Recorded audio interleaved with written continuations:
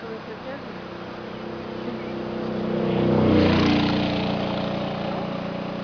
Ali é um parquinho. Parquinho, um dos parquinhos da nossa cidade.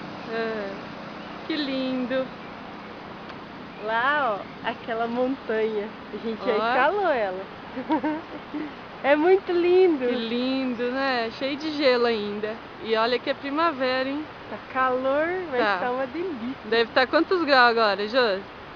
Deve estar 18. Nossa. Ó, Olha ali, que lindo. olha ali, ó. Cidade.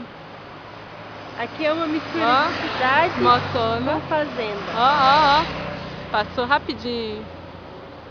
Aí, Josi. Pra lá. Tem uma igreja ali, ó. Aqui é o que mais tem, igreja. Olha lá, ó. Campo de... Quem faz atletismo, corrida. Aqui nós estamos perto do mercado onde a gente faz compra. Do Dico. Aqui. A gente tem que passar aqui embaixo dessa ponte. Olha só.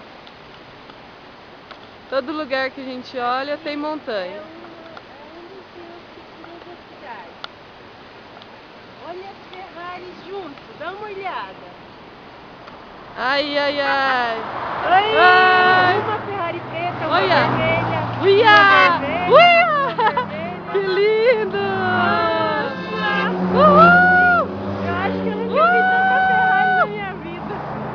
Olha a outra vermelha. Nossa senhora! Agora é uma amarela. Ah, não, hein?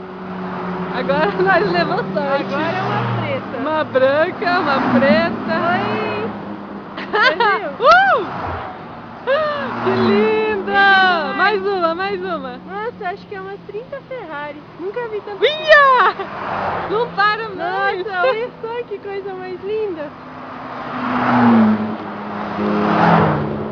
Eles estão indo lá pra São Martinho, pertinho daqui. Ui, gente, acho que vai ter alguma coisa, hein? Oi! Ai! Acabou? Acho que acabou. Aqui é normal esse monte de Ferrari passar junto. Coisa mais linda. É que a gente não sabe. Ó, lá em cima, onde nós estamos, lá é São Martino. Lá essas Ferraris estão indo tudo pra lá, porque o povo esquia lá. É um lugar turístico, é bem bonito. A gente foi lá umas 2 vezes só. Mas a gente vai de novo. Eu só fui 2 vezes porque eu passo mal. Deu 3 minutos.